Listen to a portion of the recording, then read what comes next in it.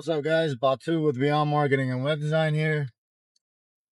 I want to do a little educational video about SEO because I know a lot of people, they know SEO. You've heard of SEO. Everybody's heard of SEO, but not a lot of people know exactly what goes into real SEO. So, um, so there are websites that are people offer websites for 50 bucks a page, 75 a page, 100 a page, and it could go all the way up to 250 a page, and it could go even beyond that. I mean, depending on what you want, like how much of an investment do you want to make. And I think it's important for everybody to understand what all those tiers mean. So obviously for the cheapest website, you're not going to get any SEO. And what does that mean? That means you're just getting a website that you can pass out to people like a business card. You can tell people, hey, go look at my website. Or you can tell, you're out, maybe you're in like a chamber of commerce gathering or some kind of, social event, and you start talking about your business and you want people to really see what your business is all about. You give them your website, they go on that website and they see your business. That's what a basic, bare bones, minimum web design is. That's it. That does not mean that when somebody searches your services, for example, let's say you're a contractor. So when somebody goes on Google and says, hey, contractor near me, or contractor Stuart, or Port St. Lucie, or remodeling or bathroom or whatever it might be, your business is not going to show up. I mean, it's not going to show up where it needs to show up. It'll show up on the fourth page, maybe fifth, sixth, seventh, maybe even lower. It might show up on the 10th page, depending on your competition in the area and how much they're investing in their business. So no SEO, you have a digital business card, a very elaborate digital business card. With SEO, you're going to show up when somebody searches that service. So without SEO, for people to see your website, they have to type in your website address. With SEO, people can just search your service, the service that you provide, and then you'll show up. Depending on how much you invest in your business is gonna determine which ranking you're gonna show up in. So I think that's huge. I think there are people that just don't realize that, because I get a lot of calls. People want web design, but that's all they know. They just say, hey, I need a website. That's it. Like they just need a website, and they don't want any SEO. They don't know what SEO is. And I've noticed a couple of times I tried to explain it to them. They were just I feel like they were kind of surprised by the cost of it. I think they focused on the price more than the value that it's going to provide. So that's why I thought I'd do this educational video. I might do a little more after this. I don't know. We'll see. But that's just a quick once over on SEO. Now, let's go a little bit further into what SEO is. So, the web design comes in many price ranges. It all depends on how much you want to invest in your business, how much you want to be found. And we're just talking organic here. We're not talking any ads or anything like that. This is just organic. It's free. We build it one time, and then it produces over time. Yes, there needs to be maintenance on it monthly. You know, do you have to? No, you don't have to. I mean, your website will perform for a month, 2 months maybe, and then it might start, falling back to the end of the line again. Um, because Google wants to see that you're active. Google wants to see that your website is being updated, new things are being added, or things are being changed. That's what Google wants to see. If you create a website and just put it online and never touch it, you might get some views, some visitors at first, but over time, it's just gonna go to the back of the line until it's just all the way at the end, and Google just doesn't even know you exist anymore, basically. And then, so okay, so let's say you want a website, right? And you want to rank, you want to show up when people search your services. So you can start with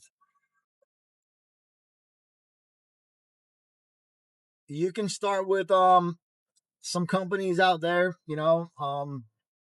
that they do great work. They do great work, but some people's definition of SEO is not what real SEO is. So when you build a website on these platforms like Wix or GoDaddy or whatever else is out there, you build a site and then you could go on your dashboard and there's a SEO option. You click on the SEO button and then you go into another page and then it gives you some recommendations like, oh, put some alt text on your images and then put a link from this page to that page. Little things like that any simple website should have. I feel like everything that they recommend on there on the platform provided SEO section should be done on any website, regardless if you're doing SEO or not. Like those are things that any website needs to have.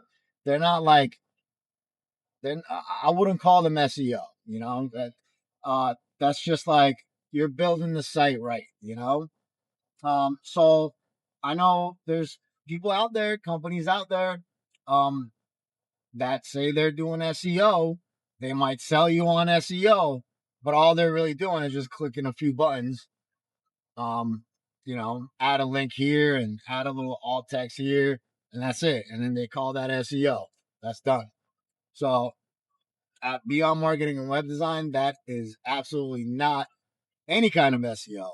Real SEO is, let's see, real SEO is doing keyword research, um, checking out Google Trends, checking out um, Google Google search engine, checking out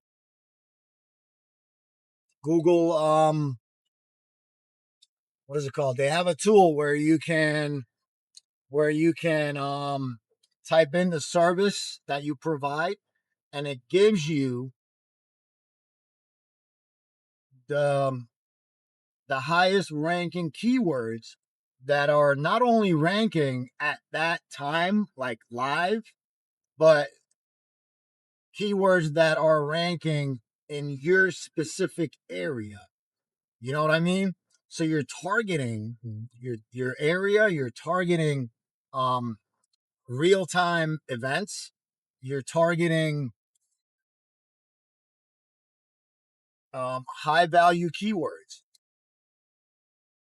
So, keyword research, Google Trends, Google Search Console, and then Google keyword tool, I forgot what it's called.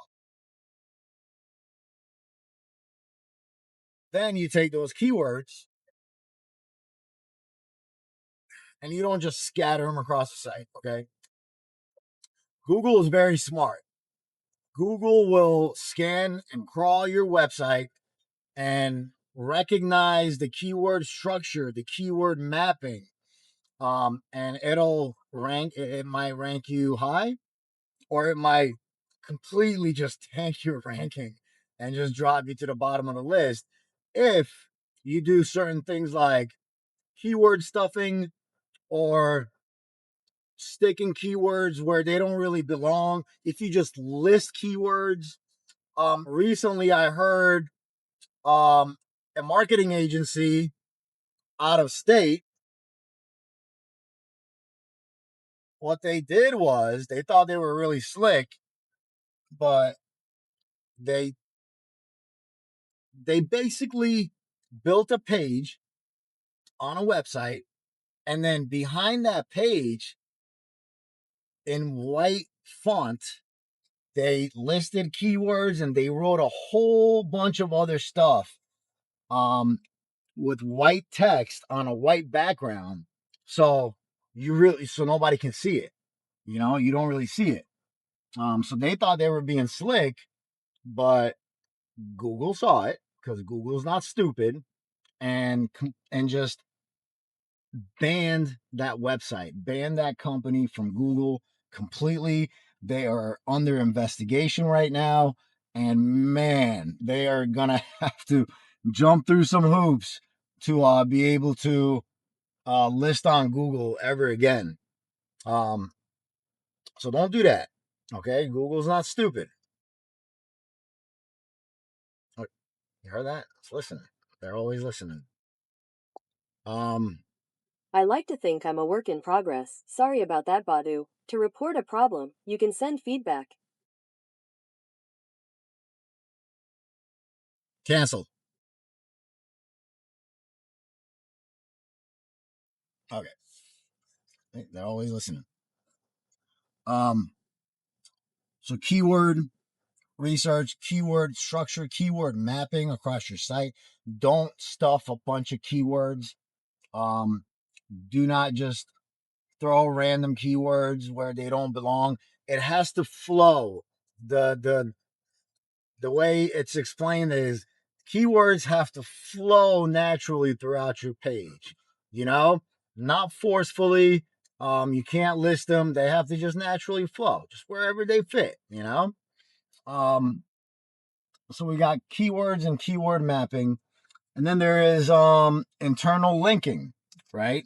So you want to have links within your website to other pages on your website. So for example, now this too, again, you don't want to go too crazy and just put a link like everywhere a whole bunch of times. Don't do that. It has to flow naturally. So if you're on the home page and you mention something about, one of the services you provide, um, you can link that service name to the page on your website for that service. Um, so that's internal linking. And then you always want to link back. You want to link to and a link back. So if you link to a specific service page within your site, you want to link back to that page that the link is coming from eventually somewhere on that site, naturally. So internal linking, keywords, keyword mapping, um, backlinks. All right, backlinks are very important. What are backlinks? So backlink is a link to your page from another website. Um, Now, a lot of you probably, if you have a website, you probably already have some backlinks that you're not aware of. So if you have a website and you have a Facebook page, I'm sure in your bio or in your page settings somewhere, you have your website address listed. That's a link to your website. So that's a backlink.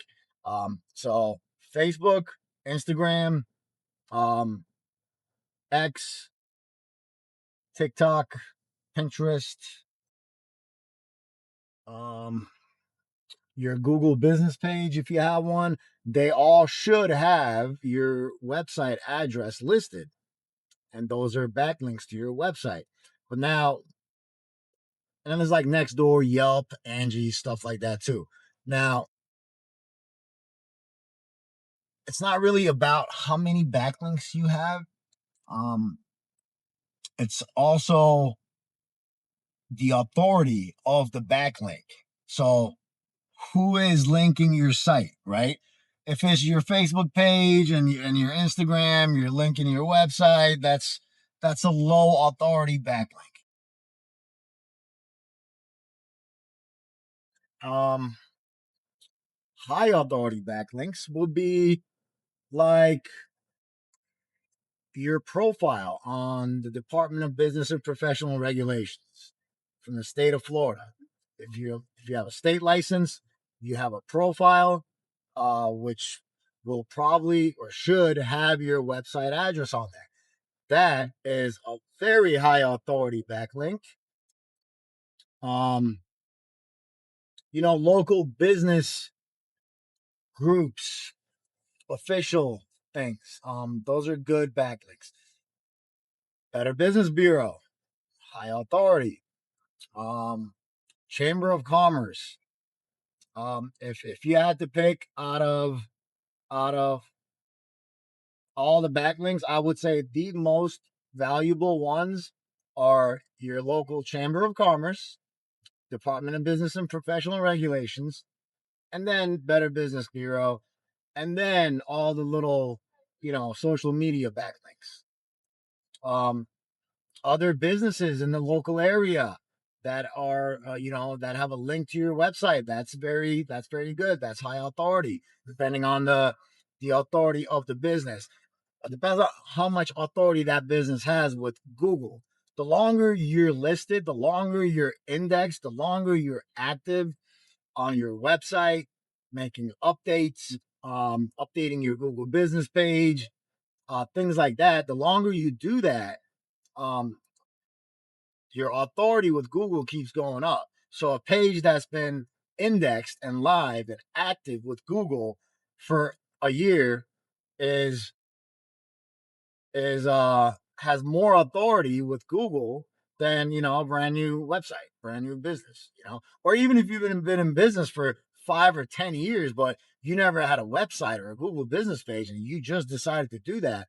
Well, guess what? The guy that's only been in business for a year has more authority with Google than you. And they're gonna rank higher. Period. That's just the way Google goes, man. Images. It's I feel like images are like the most difficult part about building a website because like maybe I'm just OCD, but like every section that needs an image, I need that image to just scream what that section is talking about.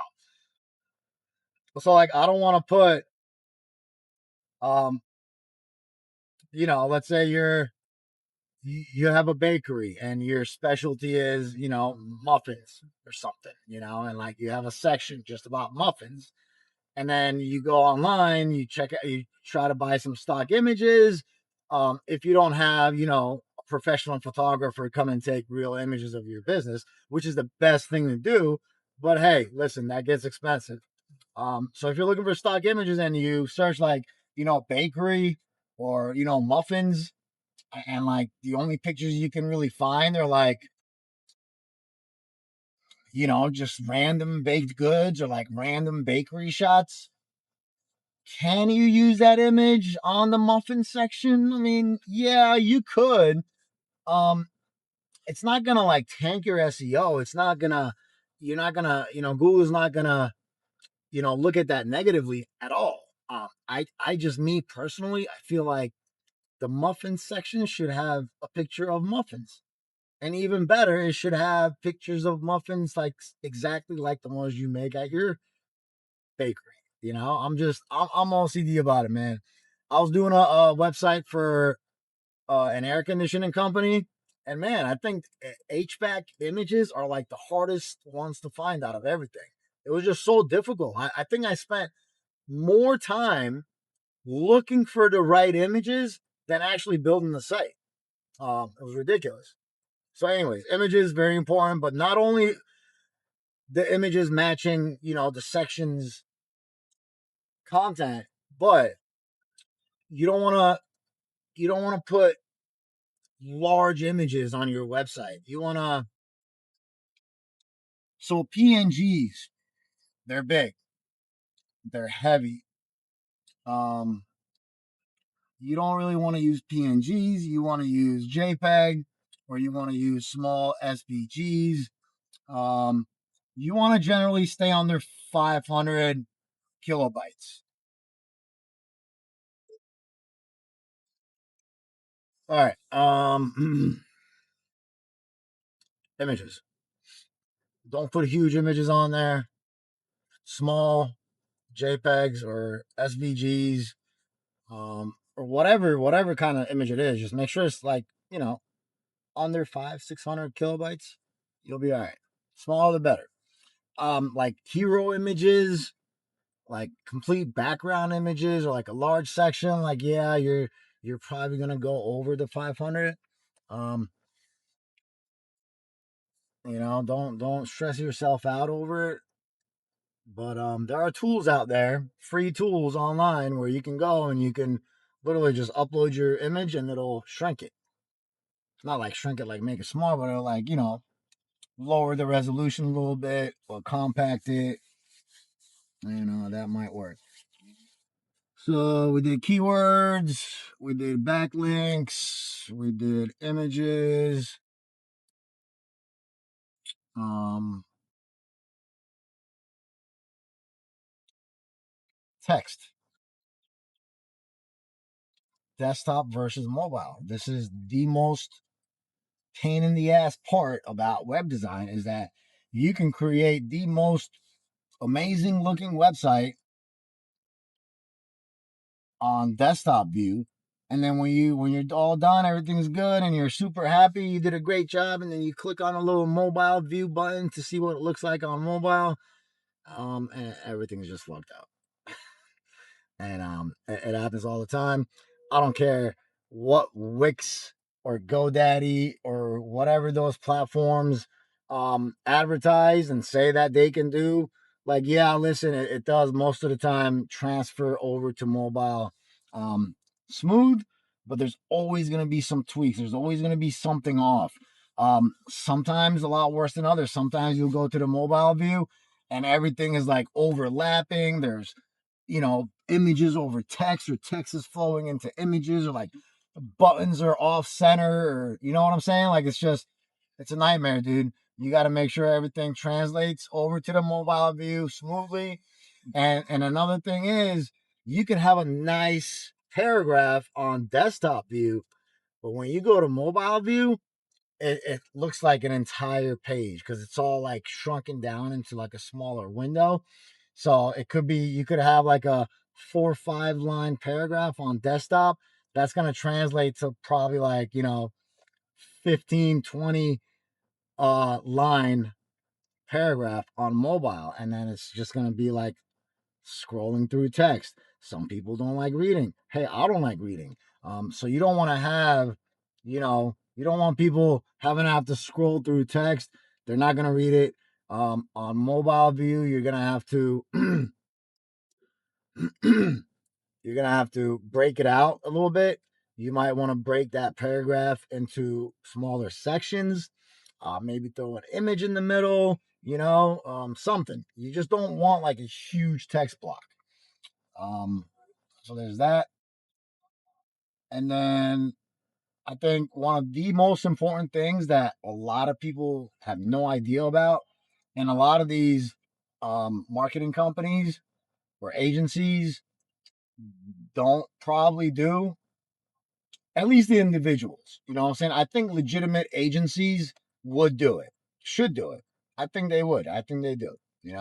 But like, if you hire an individual to do web design, make sure they do, and you're paying them for SEO, make sure they're going to do the schema markup on your website.